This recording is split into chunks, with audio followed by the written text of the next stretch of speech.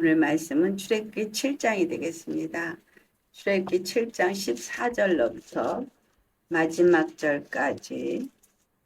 아침에 너는 바로에게로 가서 가라 거보라 그가 물 있는 곳으로 나오리니 너는 나일 강가에 서서 그를 맞으며 그 뱀되었던 지팡이를 손에 잡고 그에게 이르기를 히브리 사람의 하나님 여호와께서 나를 왕에게 보내어 이르시되 내 백성을 보내라 그러면 그들이 광야에서 나를 섬길 것이니라 하였으나 이제까지 내가 듣지 아니하도다. 여호와가 이같이 이르노니 내가 이로 말미암아 나를 여호와인 줄 알리라. 볼지어다 내가 내 손의 지팡이로 나일 강가를 치면 그것이 피로 변하고 나일 강의 고기가 죽고 그 물에서는 악취가 나니니 애굽 사람들이 그 강을 마시기를 싫어하리라 하라.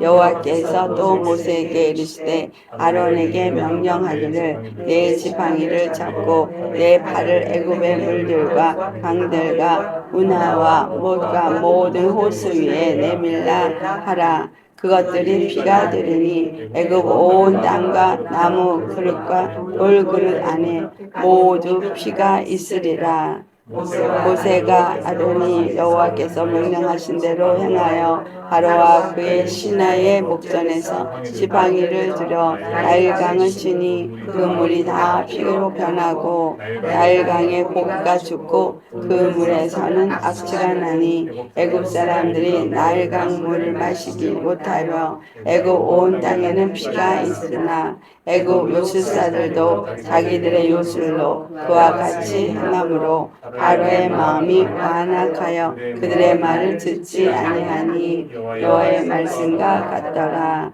바로가 돌이켜 궁으로 돌아가고 그 일에 관심을 가지지도 아니하였고 애굽 사람들은 나일강 물을 마실 수 없으므로 나일강가를 두루 다쳐 마실 물을 구하였더라. 여호와께서 나일강을 치신 후 이래가 지나니라.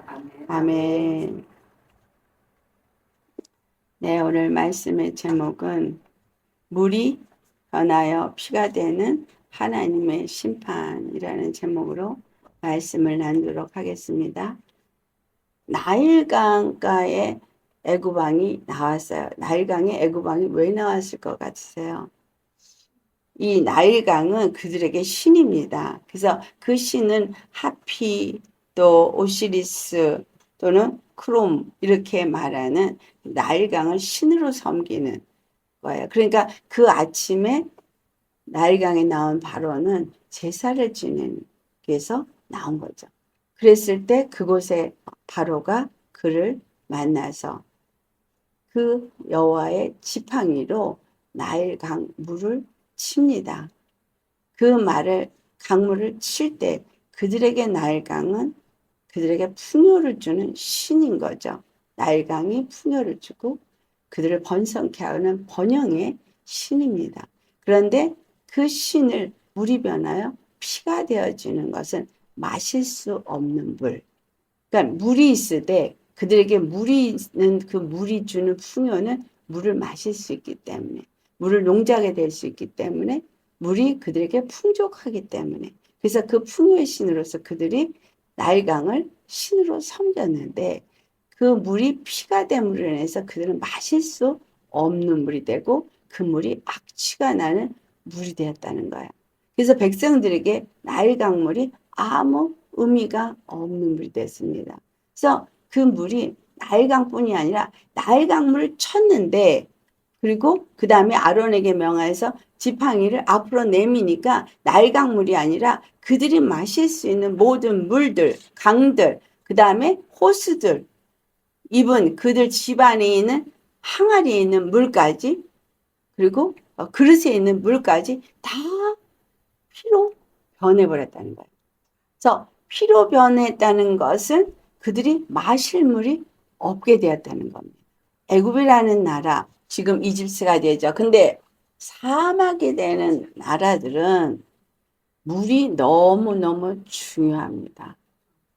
너무나 물이 중요해서 그들이 그 물을 중요시 여기는 이유고, 물이 풍성하기 때문에 그들이 그 신들의 축복을 받았다고 생각한 것입니다. 그런데 물이 아무리 있어도 나일강이 있고 다른 강이 있고 호수가 있고 모든 것들이 있다 할지라도 그것들이 저주를 받으면, 심판을 받으면 아무 소용 가치가 없는 무용지물이 되죠. 하나님께서 지금 바로 앞에서 행하신 일은 이스라엘 백성을 내보내라. 히브리인들의 하나님이 말씀하셨다. 광에서 그들이 나를 섬기도록. 그래서 지금 바로에게 선포한 것은 뭐야? 하나님의 앞에 예배드리기 위해서 존재하는 자들이 이 이스라엘 자손이라는 것을 말한 거예요. 이스라엘 자손은 무엇을 위해서 존재하는 사람들이다? 하나님, 히브리인의 하나님 앞에 예배하기 위해서 존재하는 자들이다. 그럼 애굽의 왕인 바로가 그들을 노예로 붙잡고 있는 것은 하나님 앞에 예배 드리는 것을 드리지 못하도록 그들을 노예화하고 있다는 것이죠. 그래서 그들을 놓아 보내라. 그럼 하나님을 인정하는 게 되는 것이고 그들에게 예배를 하도록 허락하는 것이 되는 겁니다. 그러나 바로가 이스라엘 자손을 보내지 않는 이유는 그들이 하나님을 인정하지 않는 것이고, 또한 이스라엘 자손들이 하나님께 예배드리는 것을 드리지 못하게 하는 것이고, 결국은 바로 왕이 그것을 못하게 하는 이유는 그들의 신을 섬기게 하고자 하는 의도가 있다는 거예요. 왜냐하면 우리의 신이 그 히브리 사람들 우리에게 노예로 주었다라는 거예요. 그래서 히브리인들은 우리의 신이 우리를 위해서, 우리의 노역을 위해서 준 노예다라는 거죠. 이 땅에 그러한 착각을 하고 사는 사람들이 있습니다. 하나님이 나에게 어떤 종을 줬다고 칠 때 그 종은 하나님이 나에게 불이라고 준 종이라고 생각하면 안 됩니다. 이스라엘 사람들에게 절대적으로 히브리인들은 종으로 삼지 못하게 했어요. 왜냐하면 한 백성이기 때문에. 아멘. 하나님의 한 백성이기 때문에 절대로 서로 간에 노예화하면 안 된다는 거예요. 그리고 이방인들만을 노예로 삼을 수 있게 했습니다. 그렇기 때문에 이들에게 지금 노예가 되어진 이스라엘 자손들은 하나님의 자존심이에요. 그렇죠? 하나님의 백성이고 하나님의 자존심입니다. 하나님의 기업입니다. 하나님이 분명하게 아브라함에게 약속한 약속을 가진 백성으로서 하나님이 모세와 아론을 바로 왕 앞에 보낼 때에는 하나님의 약속의 성취를 위한 그들의 하나님이심을 나타내기 위함인 거예요. 그러니까 그들의 하나님이 되었는 것을 나타내기 위해서는 반드시 여호와임을 나타내야 되고 그들을 바로의 손에서 풀어내야 하는 거죠. 그래서 내놓아라. 그들이 나의 백성으로 나에게 예배드릴 자다. 너희들에게 속한 노예가 아니고 너희들의 신에게 예배할 자가 아니라 하나님께 예배할 자고 하나님의 백성이다. 라고 가서 바로에게 모세와 아론이 말을 한 겁니다. 우리가 이 땅 가운데서 일어난 재앙 중에 계시록을 보면 인 떼는 재앙이 나와요. 그렇죠? 인 떼는 재앙. 여러분 인을 뗄 때 인이 몇으로 됐죠? 7인이 되어져 있었어요. 근데 7인을 띄는 사건은 그 7인이 어떤 의미를 주고 있냐면 죄의 종이 되어져 있는 인의 작업을 말하고 있습니다. 문서화인 거야. 종문서, 노예문서. 그러니까 이 노예문서를 다 태우고 그 모든 인을 떼어지는 작업을 위해서 이루어는 것들이 이제 계시록에서 하나하나 나오고 있는 거예요. 인을 떼는 장면이 나올 때마다 말이 하나씩 나오고 거기에 이 땅에 임하는 사건들이 기록이 되어 있는데 그 인을 뗄 때마다 하나님이 일으킨 사건들을 볼 때 우리가 생각할 수 있는 것은 두 가지의 종류가 나오더라는 거예요. 하나는 흰말이 나오고 붉은 말이 나오고 검은 말이 나오고 청색 말이 나오고 이와 같이 말들이 나올 때마다 이 땅에 내린 것은 재앙이었어요. 그렇죠? 심판이었어요. 그래서 첫 번째 말이 나올 때 흰말이 나와서 그들이 이기고 이기더라. 그래서 사람들을 미혹하고 사람들을 하나님에게서부터 그 마음을 이방신에게, 그러니까 우상에게 돌이키게 하고 거짓 선지자와 거짓 사도와 이런 적그리스도를 향해서 마음이 돌이키게 하는 것은 하나님 앞에 예배드리지 못하게 하는 사건인 겁니다.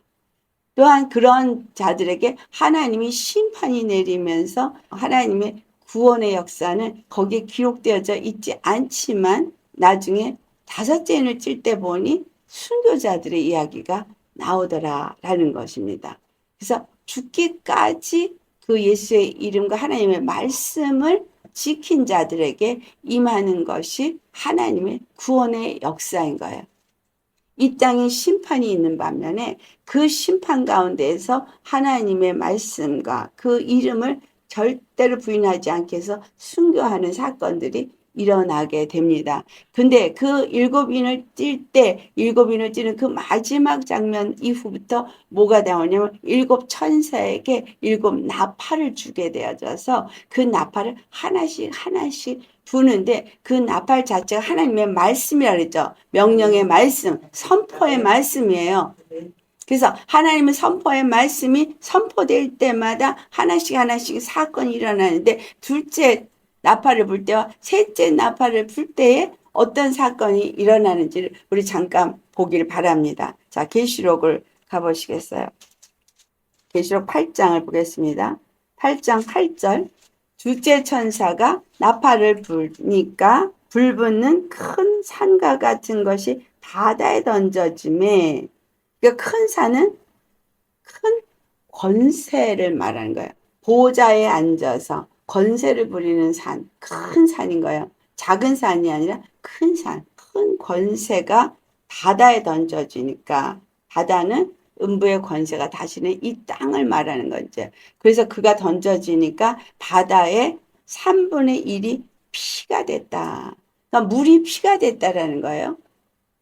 자, 하나님의 심판이 지금 모세의 지팡이로 가지고 나일강을 쳤을 때 그 나일강이 피가 되어지는 것은 나일강의 심판이에요. 그들이 섬기는 신의 심판이에요. 그들에게 풍요를 주는 신의 심판이기도 하지만 그들이 뭔가 붙잡고 있고 그들의 어떤 힘이 되어지고 능력이 되어지고 권세가 되어지고 그리고 구원이 될 수 있다고 생각하는 것을 하나님이 무용지물이라는 것을 나타낸 사건이 물이 변하여 피가 되게 하는 사건인 거예요.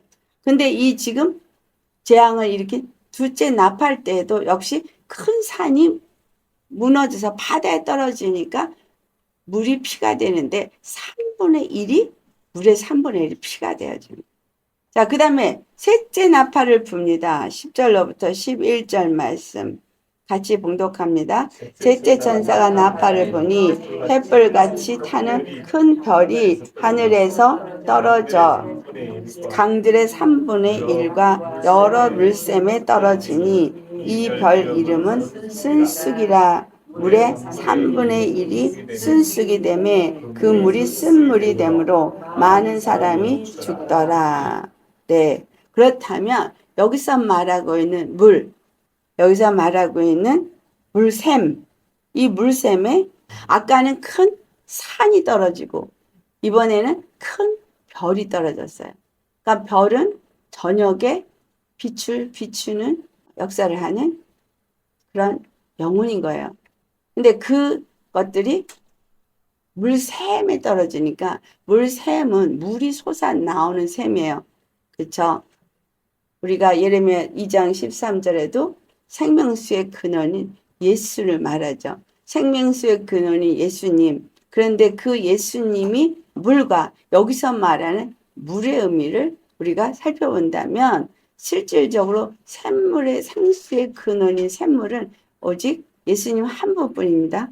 그분을 통해서 우리가 생수를 마실 수 있게 되는데 그런데 그 생수를 마실 수 없는 물이 되어지도록 그들이 예수님이 아닌 다른 물샘, 거짓 복음물, 물샘이 그들에게 있다는 얘기죠. 근데 그 물샘을 더 이상 마실 수 없도록 하나님의 심판이 그곳에 임하게 되더라는 거예요. 그래서 하늘에 올라서 무별 자정하면서 하늘의 궁창에서 빛을 비추는 것 같은 자들, 권세자 같은 자들, 그 다음에 능력자인 것 같은 자들, 구원에 비친 것 같은 자들이 아닌 것을 나타내는 것을 하나님이 그들의 물샘에 던져서 그 물이 사람들이 마실 수 없는 물이 되게 했더라는 거예요. 그렇다면 하나님이 이 나일강물과 이 모든 물들을 다 물이 피가 되게 한 것은 이 애굽에 있는 사람들에게도 뭘 가르쳐 주고 있는 거죠? 그들이 믿고 의지하고 정말 신으로 섬기는 그 물이 마실 수 없는 물이고 그들에게 생명을 줄 수 없는 물이라는 것을 가르쳐 주는 거예요. 이 지금 큰 별이 물샘에 떨어져서 그 물이 사람들이 마실 수 없는 정도가 아니라 그 물을 모르고 마심으로 인해서 그들이 다 죽임을 당했다라고 말해요. 그럼 여기서 죽임을 당한 건 육체의 죽임을 당하는 걸 말하는 게 아니라 영적인 죽임을 당하는 걸 말하는 거예요. 이 나일강물이 피가 됐을 때 애굽 사람들은 악취가 나기 때문에 그 물을 먹기를 싫어했다 그랬어요. 그렇죠? 이 마지막 때 미련한 사람들은 마시면 안 되는 물이 피가 되어진 쓴물이 되어진 쓴쑥이라고 말하는 쓴물이 되어진 것을 그들은 그대로 마셨다는 얘기예요. 이 애굽에 사는 애굽 사람들은 물이 피가 된 것을 그들이 보고 거기서 악취가 나기 때문에 그것을 먹으면 안 된다는 걸 알고 그들은 다른 물을 구하기 위해서 우물을 파느라고 옆에 나일강 옆을 팠다고 말하고 있거든요. 그래서 뭔가 그 물을 먹으면 안 된다는 분별 정도는 하고 그 옆에 물을 파서 그들이 마실 물을 구하려고 애를 쓰는 것에 비교한다면 이 마지막 때 미련한 사람들은 그 물이 쓴물인지조차도 알지 못하고 그 물을 마셨더라는 거예요. 그래서 그 물을 마심으로 인해서 그들이 죽어가더라는 거죠. 어느 정도가 죽었어요? 이 세상 3분의 1의 사람들이 영적인 타락을 하게 되어지고 영적으로 죽게 되더라. 그럼 그들에게는 구원이 없는 하나님 심판이 임한 거예요. 하나님 심판은 어디에 임했어요? 물에 임했어요. 말씀을 심판하셨는데 근데 그 말씀을 먹었기 때문에 그 심판에 자기네들도 같이 죽게 되는 거죠. 이 나일강에 물이 변한 것처럼 그 이스라엘 자손들도 혹 나일강의 물을 마실 수도 있죠. 그렇죠? 그 물을 그들도 길어다가 마실 수도 있어요. 근데 하나님이 모세로 하여금 그것을 막아주신 거잖아요. 그래서 그들에게는 하나도 그런 일이 있지 않고 그들에게 있는 그 항아리의 물은 전혀 변하지를 않았는데 이 애굽에 있는 사람들은 집에 있는 항아리의 물까지도 그릇에 있는 물까지도 마실 수 없는 물이 되어지는 심판이 됐다는 거예요. 그러면 물이 마실 수 없는 물이 되어져서 그들이 물이 없다는 얘기는 곧 죽음과 직결되는 겁니다. 그들에게는 우리가 뭘 생각하냐면 하나의 구원의 길을 제시하는 거예요. 이 세상에 환난이 있고 고통이 있고 하나님의 심판이 있을 때 하나님의 사람이 아닐지라도 이 심판이 어디로부터 말미암았는가, 이 재앙이 어디로부터 말미암았는가 해가지고 하나님께 찾아 나온다면 그들에게는 구원이 있습니다. 그렇죠. 그래서 그때 당시에 애굽 사람들 또는 그곳에 있었던 다른 민족들 중에 많은 사람들이 이스라엘이 출애굽하고 나올 때 함께 나온 사람들이 많이 있었습니다. 그렇다면 그 재앙을 하나하나 할 때마다 애굽 가운데 애굽 땅에서 나일강을 의지하고 그들이 섬기는 신을 의지했던 자들이 하나하나의 재앙과 그 하나님의 심판 가운데서 그들이 하나님을 믿은 자들이 되고 이스라엘의 하나님께로 나아가는 자들이 나왔다는 이야기예요. 그런가 하면 자기 고집을 세우고 여기서 그 점성술자들은 똑같이 자기네들도 또 물이 피가 되게 하는 일을 하면서 그 행함은 심히 어리석음은 무엇이냐면 물이 피가 돼서 당신네들이 당장 먹을 물이 없는데 자기네들 똑같이 그 짓을 하면서 나도 이 일을 할 수 있어 라고 한다면 그러면 능력의 정말 점성술사 마술사들이면 뭘 해야 돼요? 물이 피가 됐으면 피를 물로 만들어야 되잖아. 물이 피가 됐으면 피를 물로 만들어야 되지 자기네들 똑같이 물이 피가 되게 하면 죽을 짓을 더 하는 거야. 그러니까 거기서 말해주는 것은 우리에게 뭐냐, 그들이 믿는 점성술사, 그들이 믿는 마술사, 요술사들은 마실 수 있는 물을 만들 수 없다라는 얘기예요. 그들이 마셨던 물도 하나님의 심판이 내리면 마실 수 없는 물이 되고, 그들이 마실 수 없게 하나님이 만든 것을 그들이 마실 수 있는 물로 만들 수도 없다는 거예요. 다시 말하면 그들이 주고 있는 거짓 복음이 생명수가 되게 할 수는 없다는 거예요. 오직 하나님께서 주신 말씀만이 생명수의 말씀이 되어지고 살리는 말씀이 되어질 수 있다는 거예요. 어떤 모양으로 그들이 말씀을 준다 할지라도 그 물이 바로 마귀가 하늘로부터 떨어진 거잖아요. 우리 이사야서 14장 12절에 뭐라 그랬죠? 아침에 계명성. 큰 별, 그게 떨어져서 물이 순수이 된 거예요. 그래서 모든 물들의 근원인 이 땅의 샘물들이 떨어져 버린 거예요. 그럼 그 샘물이 원래는 어디에 떨어진 거예요? 이스라엘에게 떨어진 거예요. 이스라엘에게 떨어지니까 어떻게 됐어요? 그들이 생명의 근원신 여호와를 버린 거예요.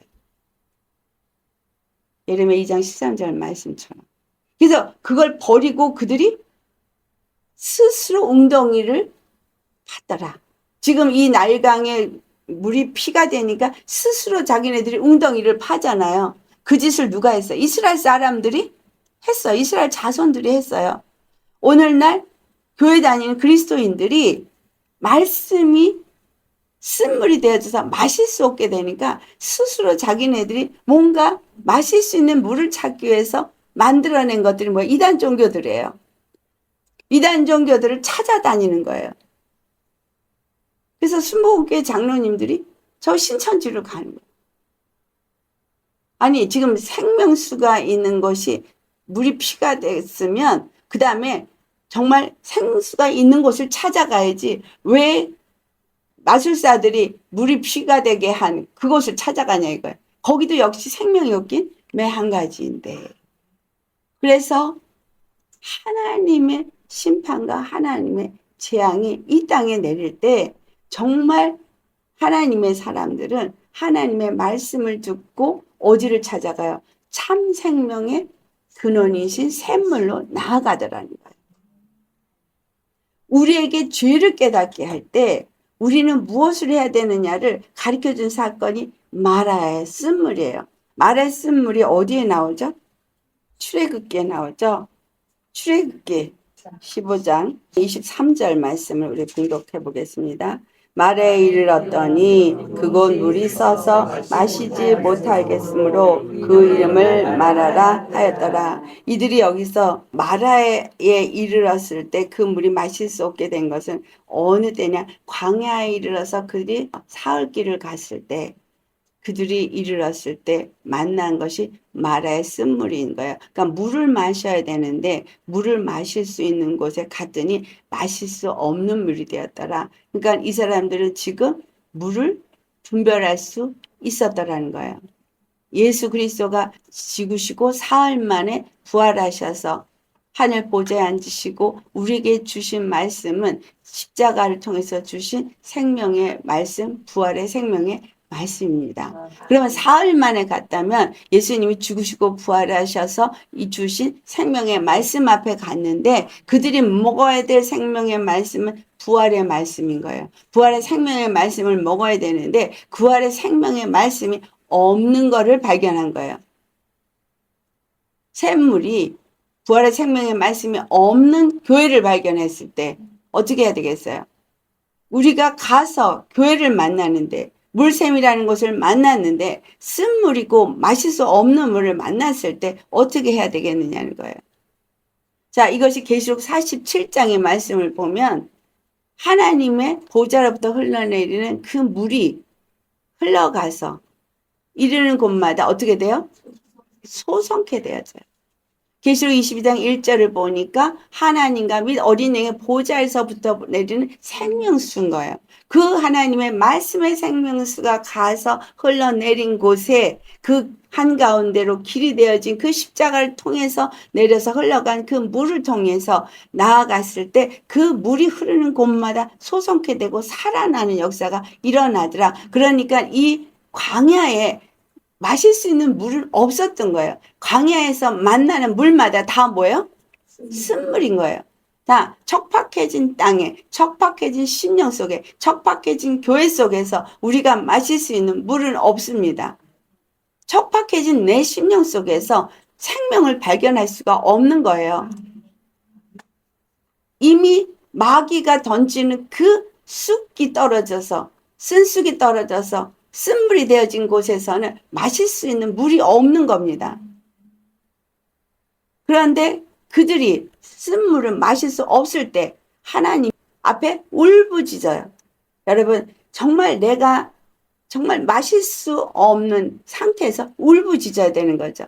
애굽 사람들도 마실 수 없는 물이 되어졌을 때 울부짖었어야 돼요. 바로에게 울부짖든 하나님께 울부짖든 울부짖었어야 돼요. 근데 그들 울부짖지 않고 자기 스스로가 웅덩이를 열심히 팠더라는 거예요. 오늘날 예수 믿는 사람들도 뭔가 문제가 돼가지고 그것이 문제가 해결이 안 되면 자기네들 스스로가 웅덩이를 파려고 애를 썼더라는 거죠. 우리가 예수님을 믿으면서 왜 내가 목마르고 내가 왜 심령이 가라고 예수님을 만나지 못한 상태가 되느냐라는 거예요. 그건 하나님께서 우리에게 내 안에 있는 그 죄성을 발견하게 하는 거예요. 그래서 룻기 1장을 가면 그 나오미의 이야기가 나옵니다. 이 나오미가 자기 이름을 나오미라 하지 말라 마라라 하라 그렇게 말해요. 근데 이 나오미라는 뜻의 의미는 나의 기쁨이란 뜻이고 마라라는 것은 나의 고통, 비련해라고 표현하는 아주 그냥 그 고통 속에서 그냥 다 갈기갈기 찢겨지고 메말르고 상한 심령, 아주 다 잃어버린 심령. 나오미는 그 모압 땅에 가서 남편을 잃었고 두 아들을 잃었고 완전히 잃어버린 아무것도 소망을 가질 수 없는 그 상태가 된 거예요. 자, 그러면 나오미가 나를 말하라 하라, 나를 나오미라 하지 말라. 이전에 하나님을 갖고 있고 하나님의 생명수의 샘을 갖고 있을 때 나오미였어요. 그런데 그 모든 걸 잃어버렸기 때문에 이제는 말하라. 그러면 이 마라의 샘물에서 발견된 이스라엘 사람들, 이 자손들도 똑같이 그들이 하나님을 만나지 못한 상태에서는 마실 수 있는 물이 없는 건 거예요. 오늘날 우리가 예수님을 믿는다고 하면서도 교회를 다니면서도 내 심령이 갈하고 내 심령이 풍족하지 못한 어떤 그 고통과 고난이 오는 이 상태는 마라의 쓴물을 만난 이스라엘 자손과 똑같은 거예요. 왜냐하면 원래가 내가 척박한 땅이고 원래 내가 메마른 광야고 샘이 없는 사막 같은 것이 죄성을 가진 내 모습인 거예요. 예수님을 만났으면 그 예수님을 만난 심령이 어떻게 변해야 되는 거예요? 그 생명수의 말씀을 받아야 되는 거죠. 근데 교회를 갔는데 쓴물인 거야. 마실 수가 없는 물인 거예요. 거짓 복음인 거야. 그 거짓 복음을 그냥 마시면 죽는데 그걸 분별도 못하고 그냥 마시는 사람은 죽죠. 그 3분의 1이 죽는 거예요. 하지만 이걸 분별하면 이건 마실 수 없으니까 뭐예요? 이스라엘 사람들이 마라를 만났을 때 부르짖는 것처럼 부르짖어야 되는 거예요. 애굽 사람들처럼 자기가 스스로 웅덩이를 파서 물을 얻으려고 하는 이 행위를 하면 안 되는데 오늘날 그리스도인들도 그 행위를 똑같이 하더라는 거예요. 뭔가 자기 스스로가 해보려고. 그래서 그 교회가 목사가 잘못되면 성도들을 데리고 나와서 장로가 교회를 또 만들어. 마음에 안 들면 교파도 또 갈라져서 또 장로교가 또 만들어져. 장로교만 100개가 넘어요. 우리는 돌아가야 돼요. 어디로 돌아가야 돼요? 여호와께로 돌아가야 돼요. 여호와께로 돌아가서 여호와께 부르짖어야 돼요. 왜 이 땅에 교회들이 생명수가 없는 교회로 이렇게 다 변했느냐는 거예요. 왜 참된 복음이 없는 교회로 영혼들이 하나님을 만나고 성령으로 충만하는 그런 교회가 되지 못했느냐라는 거예요.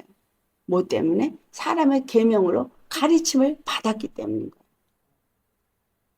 신학을 가르치고 어떤 이론을 가르치고 어떤 성경 공부를 가르친다 해도 성령으로 인도받는 사람을 만들어내지 못했기 때문인 거예요. 교회는 목사가 가리키도록 말씀을 주기는 하지만 목사를 통해서 하나님으로부터 온 생명수가 흘러가게 해야 되고 하나님으로부터 온 기름 부음이 흘러가게 해야 합니다. 그래서 하나님으로부터 온 생명수의 말씀을 받고 성도들이 살아나야 돼요. 소성돼야 돼요. 근데 소성이 되었지만 스스로 엉덩이 아파져. 그리고 그 기름 부음이 흘러가면 성령을 받게 되어져요. 그러니까 교회를 가면 성령을 받아야 되는 거죠. 성령을 받으면 성령 안에서 성령의 인도하심을 따라서 영혼이 성령의 음성을 듣고 하나님과 교제의 관계가 이루어지잖아요. 그래서 생명수 샘물이 교회에서 생명수의 근원이 되어지고 또한 각 성도들의 심령 속에 생명수의 샘물이 세워져야 되는 거예요. 하나님의 생명수의 말씀이 교회에 떨어지고 거기서부터 흘러내려가서 그 물이 영혼들을 다 살리면 그 영혼들도 또 샘물을 가진 자들이 되어져서 그 영혼들이 또 샘물로 흘려보내는 자가 되어서 그들을 만나는 자마다 다 살려야 되는 게 하나님의 목적인 거예요. 그래서 성령을 120문도에게 주고 120문도가 나아가서 복음을 전함으로 해서 빌립이 사마리아 성에 가니까 사마리아 성의 기쁨이 충만하더라. 일개 집사가 가서 사마리아 성의 기쁨이 충만하게 했어요. 하지만 그가 복음은 전했지만 그가 성령의 세례는 줄 줄을 몰랐을 때 사도가 가서 그들에게 성령 세례를 주게 됩니다. 우리는 이 마지막 때에 어떤 자가 되어야 되느냐? 계시록의 말씀처럼 둘째 나팔, 셋째 나팔 분이 다 마실 수 없는 물이 되어져서 3분의 1이 죽게 되는 이 세대 속에서 우리가 해야 할 일은 가서 생명수 샘을 내가 생명수 샘물이 되어져서 흘려보내야 되는 거예요.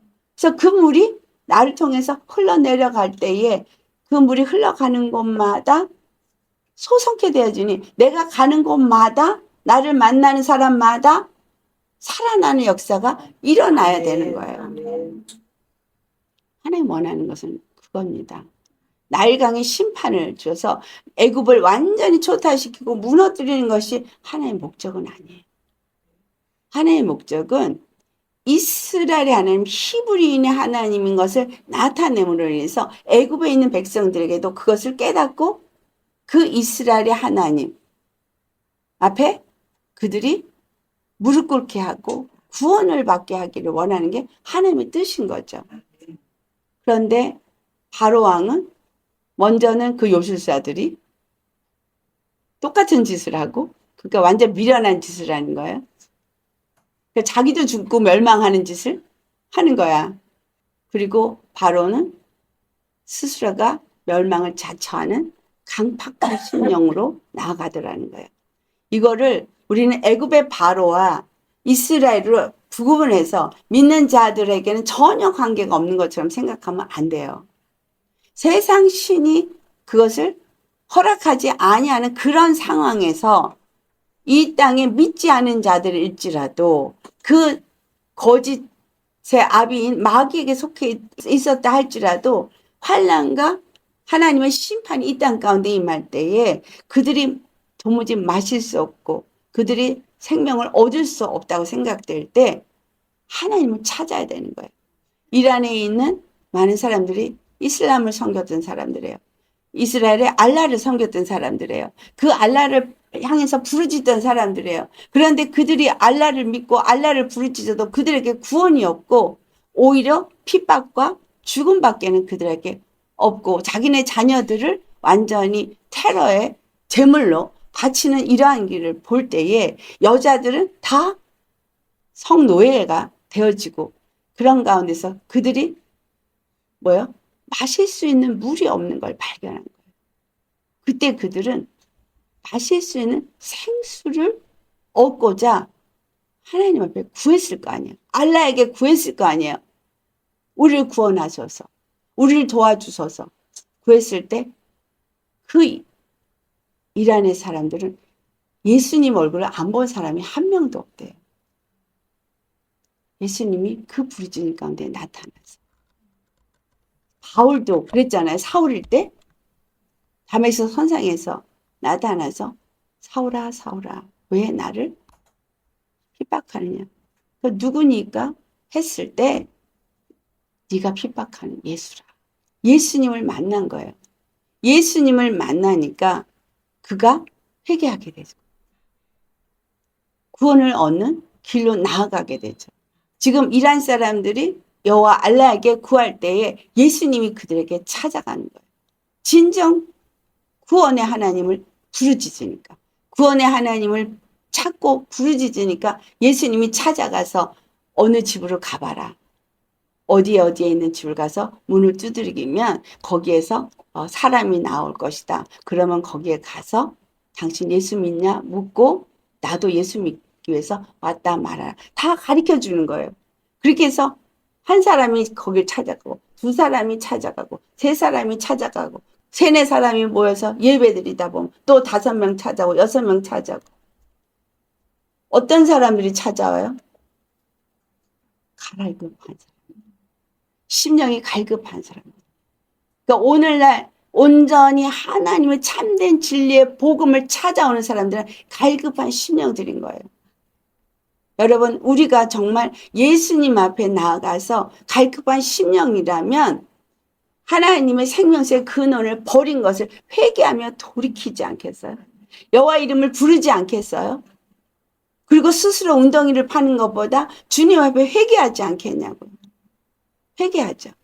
그리고 정말 우리의 구원이신 여호와 이름을 구할 때에 예수님이 바로 나의 구원이신 것을 깨닫게 되어지고 예수님으로 말미암아서 그 구원의 기쁨을 누릴 수 있는 은혜 역사가 우리 심령 가운데 임하게 되는 거예요. 하나님의 말씀이 오는 거예요. 우리에게 찾아오는 거예요.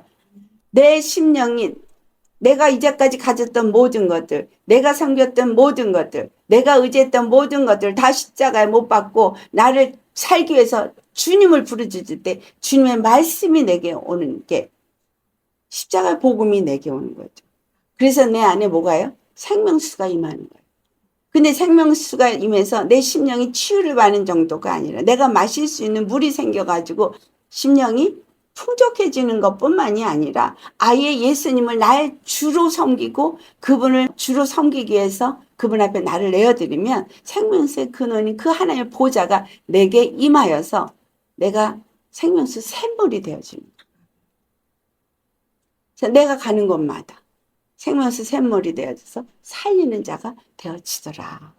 마라의 쓴물이 그들이 부르짖을 때에 하나님께서 그들에게 허락한 건 뭐예요? 지명한 한 나무다라는 거예요. 그 중에 나무가 몇 그루가 있었는지 어떤 종류의 나무가 있었는지 모르지만 하나님은 한 나무를 지명했다는 거예요. 한 나무. 분명히 하나님께서 히브리서 10장 5절에 오직 한 사람을 준비하셨어요. 제사와 예물을 원하지 아니하시고 오직 한 사람을 준비했어요. 한 분을 준비했어요. 우리 주 예수 그리스도를 준비했어요. 그러니까 우리가 스스로 웅덩이를 파는 건 뭐야? 내가 스스로 종교 생활을 하기 위해서 열심히 뭔가를 해보려고 하면서 하다가 해보고 성경을 파보기도 하고 기도를 한다고 애쓰기도 하고 그런데도 10년 가라고 뭔가가 안 되고 성경을 읽어도 무슨 말인지도 모르겠고 유튜브를 뒤져가지고 이 말 저 말 듣다가 뭐가 진짜 옳은 말씀인지도 분별도 되지 않고 그런 시대가 지금 시대인 거예요. 하나님 앞에 우리는 구해야 되는 거죠. 생명수 물을 마시기 위해서 구해야 되는 거예요. 하나님의 생명수는 우리를 살리는 말씀이에요. 그렇죠? 그래서 에스겔서 47장을 말씀을 보면 그 물이 가는 곳마다 소송케 되어지잖아요. 나오미가 나는 나오미가 아니다. 말하라 하라. 나는 더 이상 기쁨이 없어. 나는 정말 내 심령의 고통 가운데 이제는 아무 소망이 없는 마라. 쓴물밖에 없어. 여러분 우리 안에 쓴물이 있는 걸 한숨 쉬고 괴로워하기보다는 그 쓴물이 있음을 하나님께 고백하면서 부르짖는 자가 되어야 합니다. 내 안에 고통이 있으면 부르짖어야 되고 내 안에 부족함이 있으면 부르짖어야 되고 내 안에 아직도 정말 하나님 앞에 기쁨이 되지 못한 죄악이 발견된다면 부르짖으면 되는 거예요. 마라의 쓴물을 만났을 때 하나님은 그 쓴물 먹고 죽으라는 게 아니라 부르짖고 찾으라는 거예요. 구하라는 거예요. 구하라 그러면 얻을 것이요. 찾으라 그럼 찾을 것이요. 두드리라 그럼 열릴 것이라. 마태복음 7장 7절부터 8절에 있는 말씀이죠.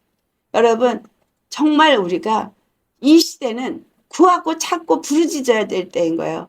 주님을 찾고 부르짖는 게 그냥 따끔따끔 주는 말씀 먹고 그냥 그 말씀 먹고 아 그렇구나 좀 기쁘고 좀 말씀 먹고 아 기쁘고 조금 깨닫고 아 기쁘고 너무나 좋구나 여기서 만족하면 안 돼요. 어디까지 가야 돼요? 여러분 안에 샘물이 세워지는 데까지 가셔야 돼요. 요한복음 7장 38절 39절 말씀에 있는 것은 우리 심령에 성령이 임하는 걸 말하잖아요. 네? 성령이 임해서 우리 안에서 우리 물된 동산이 되면 어떻게 물이 마르지 아니하는 샘이 되는 거죠. 하나님의 말씀이 내 안에 늘 살아있는 거예요. 물이 마르지 아니하는 샘은 목마르지 않아요. 그렇죠? 목마른 자들아 내게로 오라. 내가 너에게 생명수 샘을 마시게 하리라. 예수 그리스도의 십자가 앞으로 나아가야 되는 거예요. 십자가 앞에 나아가서 정말 하나님께 구하고 찾을 심령은 내 모든 비러네스, 내 모든 고통을 십자가에 못 박아요. 내 모든 부족함을 못 박는 거예요. 아멘. 부족함을 내가 움켜쥐는 게 아니에요. 나에게 있는 문제를 내가 움켜쥐는 게 아니에요. 그리고 움켜쥐고 고통하려는 게 아니에요. 움켜쥐지 말고 그 고통을 십자가에 못 박으라는 거예요. 나에게 있는 문제를 십자가에 못 박으라는 거예요. 예수님은 나의 문제, 나의 고통, 나의 괴로움을 그분이 다 짊어졌어요. 내게에서 올라오는 죄의 속성도 위에서 십자가에 못 박으셨어요. 그러니까 기도라는 것은 그 나에게 부족한 거, 문제되는 거 모든 걸 십자가에 갖고 나가서 예수님께 다 내어놓는 겁니다. 내어놓으면 어떻게 돼요? 여러분 수고하고 무거운 짐진 자들아 다 내게로 와라. 내가 너를 쉬게 하리라. 그럼 내 문제를 예수님께 다 내오면 나는 쉬는 거예요. 쉼이 오는 거죠. 안식이 오는 거예요. 평안이 오는 거예요. 예수 믿으면서 내가 쉼이 없고 안식이 없다? 그럼 내가 지금 뭐 하는 사람인 거예요? 꿈을 파는 사람인 거예요. 내가 웅덩이를 파는 거야. 물을 얻으려고 웅덩이를 파는 거야. 근데 네가 웅덩이 판다고 물이 나오냐 이거예요. 하나님이 그 우물을 허락한 우물을 만나야지. 이삭의 종들이 열심히 우물을 팠죠. 우물 팔 때마다 어떻게 했어요? 뺏겼어요. 진짜 아브라함이 돈을 주고 산 우물을 만났을 때에 그 우물은 안 뺏겼어요. 아멘. 돈 주고 산 우물이기 때문에. 아시겠어요? 돈 주고 산 우물. 핏값을 주고 산 우물. 예수님. 돈 주고 산 우물이에요. 예수님은. 우리가 예수님 앞에 나아가는 것은 이미 값을 주고 산 우물이기 때문에 내가 내 것이 될 수 있어요. 그것이 내 것이 될 수 있어요. 마라의 쓴물에서 한 지명한 나무를 가지를 던졌을 때 그게 단물로 변하는 것처럼 십자가의 말씀이 내게 심령에 임할 때에 내 심령에 쓴물이 사라지고 단물이 되어지는 거예요. 생명수물이 되어지는 거예요. 예수님의 말씀이 내 안에 들어와서 나를 살려야죠. 소망이 생기게 해야죠. 기쁨이 생기게 해야죠. 왜 예수님의 구원의 복음을 듣고서도 여전히 내 문제 속에서 내가 갇혀있고 그 문제 속에서 고통하고 있고 그 슬픔 속에서 잠겨 있느냐는 거예요. 그건 아니죠. 내가 왜 문제를 내가 껴안고 있어요? 내 문제 내가 껴안고 있으면 해결돼요? 해결 안 돼요. 그렇죠? 내 문제 어떻게 해요? 내 놓아야 돼요. 그건 내 문제가 이제 더 이상 아니기 때문에. 더 이상 내 거가 아니거든요. 나는 예수님 거거든. 이제는 그 예수님이 샘물이 내 샘물이거든. 값주고 산 부엘세바가 내 우물이거든. 그러니까 그 우물에 물을 먹으면서 나는 살아야 나는 자거든. 십자가에 죽는 게 뭔지 아시겠어요? 이제는 십자가에 못 박는 게 뭔지 아시겠어요? 내 안에 고통이 되는 문제들 다 갖다가 십자가에 던져버리라는 거예요. 이게 십자가에 죽는 거예요. 내가 구원을 누려보겠다고, 기쁨을 누려보겠다고, 행복을 누려보겠다고 내가 하는 그 방법을 십자가 못 박으라는 거예요. 그리고 취하는 거예요. 뭐를? 십자가를. 십자가를 통해서 뭐가 왔기 때문에 부엘세바 우물을. 그래서 그 생명수를 취하는 거예요. 생명수물을 취할 때 그 물은 내가 마실 수 있는 물이 되는 거예요. 이스라엘 사람이 고센 땅에 있으면서 이 애굽에 있는 사람들과 차별이 되어졌던 건 예수님의 사람이었기 때문인 거예요. 하나님 여호와의 백성이 되었기 때문인 거예요. 말로만 하나님의 백성이라고 말한다면 하나님의 백성으로서의 그 자격과 권세를 누리지 못하죠. 그렇죠? 예수님이 십자가에 죽으셨지만 십자가가 무용지물이 되는 거예요. 고통을 내가 갖고 있고 내 문제를 내가 껴안고 그것 때문에 내가 날마다 넘어지고 슬퍼하고 낙심하고 좌절한다면 예수님이 십자가에 죽으실 의미가 없는 거예요. 그렇죠? 나는 부엘세바 우물을 가진 자. 나는 생명수의 샘을 가진 자예요. 나는 언제라도 그 물을 마실 수 있는 자격이 갖춰진 자예요. 그 물을 먹으면 내가 사는 거예요. 날강에 그 물이 피가 되어지고 그들의 모든 마실 수 있는 물이 될 수 있는 모든 것이 피가 되게 하신 것은 하나님의 은혜예요. 사실상 심판이지만 은혜예요. 왜? 나오라고. 너희가 믿고 있는 신 그가 너희들을 구원할 수 없다는 것을 깨닫고 나오라고. 여호와께로 나오라고 준 거예요. 그 바로에 나는 애굽 백성이요. 나는 바로에게 속한 자요 하고 끝까지 거기 남았던 자들은 다 죽었죠. 그렇죠? 세상에 속해 있는 자는 다 죽습니다. 나와야 돼요. 네. 어디로 나와요? 생명수의 근원이 되시는 예수님께 나와야 돼요. 나에게 오직 생명을 줄 수 있는 분은 예수님 한 분뿐이기 때문에 그 여호와의 이름을 부르면서 나와야 돼요.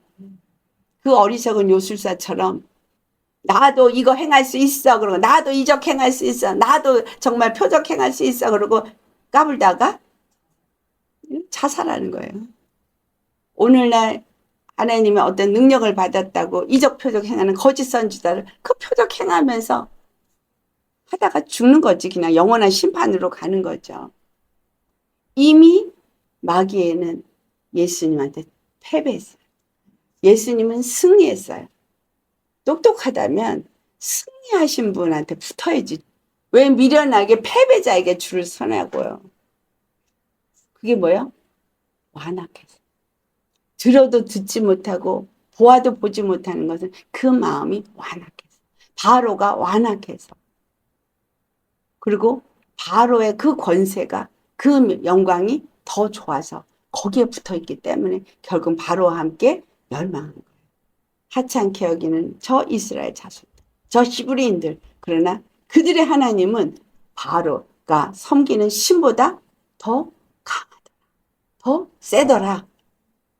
그걸 깨달았다면 그 이스라엘 자손이 출애굽 때 같이 나온 사람들처럼 같이 나왔겠죠. 그러면 멸망당하지 않았을 터인데 우리는 정말 우리의 가는 길이 어떠한 험난한 길을 만난다 할지라도 여호와의 백성으로서 예수 그리스도를 영접하고 오직 그분을 통해서 주시는 십자가 복음을 붙잡고 부활세바 우물이 바로 이것이다 라고 하고 여러분 심령 속에 그것이 여러분의 우물이 되어질 수 있기를 축원합니다. 그래서 그 십자가를 통해서 날마다 주의 말씀을 받는다면 여러분은 이 땅의 기근이 오든 적신이 오든 칼이 오든 위협이 오든 왜요? 굴하지 않습니다. 그래서 바울이 어떻게 했어요? 사방으로 우겨싸움을 싸우나 쌓이지 않아요. 네? 거꾸로 뜸을 당하나 어떻게 돼요? 망하지 않고. 네. 정말 그가 예수님을 그 심령이 부활세바로 가졌기 때문인 거예요. 우리 다가올 환난의 때에 여러분 심령 안에 생수의 근원이 되신 예수님만 여러분한테 있다면 이 땅에 뭐요? 큰 산이 떨어져서 바다가 다 피가 되고 또 강물이 모든 물들의 샘물이 다 피가 되는 그 별이 떨어진 역사가 일어나서 마실 수 없는 물이 천지일지라도 나는 마실 수 있는 물이 있습니다. 그랬죠? 나는 마실 수 있는 물이 있어. 예수님의 십자가가 나에게 하늘로부터 주의 말씀을 줄 수 있는 단 하나의 생명수 근원이 됩니다. 우리 모두 그 생명수를 마시면서 나도 마시고 다른 사람에게도 또 퍼줘도 또 샘물은 또 나오죠. 거기서 약수터 가보시면 알지만 뻘깍뻘깍 또 올라오잖아요. 주님은 날마다 생수를 주십니다. 여러분 말씀 받을 때 어떠세요? 날마다 새롭죠. 날마다 새롭게 주세요. 똑같은 말 어떤 목사님이 1년마다 레파토리 똑같이 1년 동안 썼던 거 그 다음에 똑같이 또 다시 되고요. 그 다음에 또 다시 하나의 말씀은 그렇지 않아요. 깊어지고 넓어지고 더욱더 달콤해지고 더욱더 생명이 넘쳐나게끔 그렇게 주십니다. 주 안에서 여러분 그렇게 말씀 받고 계십니까? 예수님 날마다 더 깊이 만나지고 계십니까? 네, 살아나고 계십니까? 그것이 바로 살아있는 생명의 말씀인 거예요. 주 안에서 여러분에게 바로 부활세와 우물 되신 예수님이 여러분의 단 하나의 샘물이 되시기를 여러분 심령 속에 그 샘물을 가지시고 많은 자들에게 나눌 수 있는 사람이 되시기를 예수님을 축원합니다. 아멘. 그래서 말씀을 가슴판에 날마다 새기시면서 그 말씀을 달려가면서도 읽는 이 말씀이 늘 생각에 이 말씀이 늘 내 마음에 어떤 상황 속에서 그 말씀이 대입이 되어지고 그 말씀이 적용이 되어지고 그 말씀이 생각이 나서 그 말씀을 이기고 말씀으로 이기는 거예요. 말씀이 생명이니까. 이와 같은 축복이 저와 여러분에게 있기를 예수님을 축원합니다. 아멘. 기도하시겠습니다.